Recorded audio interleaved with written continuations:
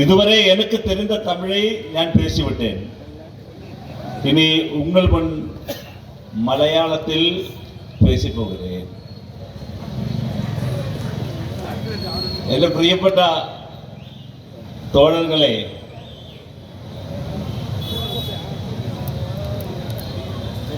ഡിവൈഎഫ്ഐയുടെ 18ാമത് തമിഴ്നാട് സംസ്ഥാന സമ്മേളനത്തിലാണ് നമ്മൾ നിൽക്കുന്നത്. മലയാളം தெரியுமா? ഹൊസൂറിൽ വന്നിട്ട് 30,000-ന് മുകളിൽ മലയാളി വോട്ടർമാർ. ഹൊസൂർ പാതി മലയാളി.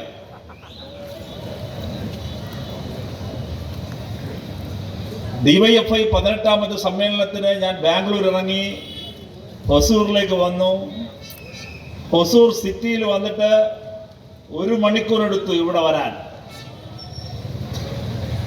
എനിക്ക് വിനയപുരസരം ഓർമ്മപ്പെടുത്താനുള്ളത്, ഈ തമിഴ്നാടിനെ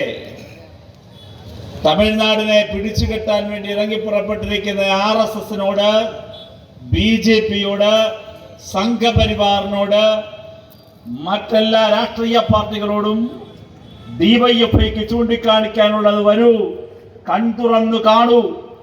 10,000-കണക്കിന് ചെറുപ്പം ഈ ഹൊസൂരിന്റെ മണ്ണിലേക്ക് ഇതാ ഒഴുകിയെത്തിയിരിക്കുന്നു.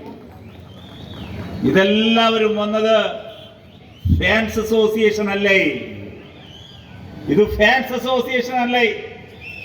ഈ വന്നത് മുഴുവനും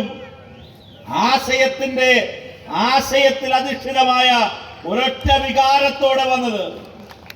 ഈ ഇരിക്കുന്നവർ ഒരൊറ്റ പതാകയെ, ഒരു കൊടിയെ സ്നേഹിക്കുന്നു. ആ കൊടിയാണ് ചുവന്ന നക്ഷത്രവും ചുവന്ന അക്ഷരങ്ങളും പതിഞ്ഞ ഡിവൈഎഫ്ഐയുടെ ഡെമോക്രാറ്റിക് ഫെഡറേഷൻ ഓഫ് ഇന്ത്യയുടെ ഈ പതാക.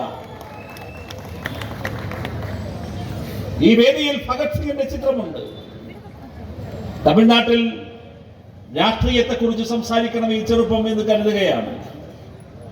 ഞാനിതിനു മുമ്പ് ഓർമ്മിക്കുകയാണ്, കുറെ നാളുകൾക്ക് മുമ്പ് തമിഴ്നാട്ടിലെ ചെന്നൈയിലെ ലയോള കോളേജിന്റെ പരിസരത്ത് നടന്ന ഒരു മഹാസംഗമത്തിൽ ഞാൻ പങ്കെടുക്കുകയുണ്ടായി.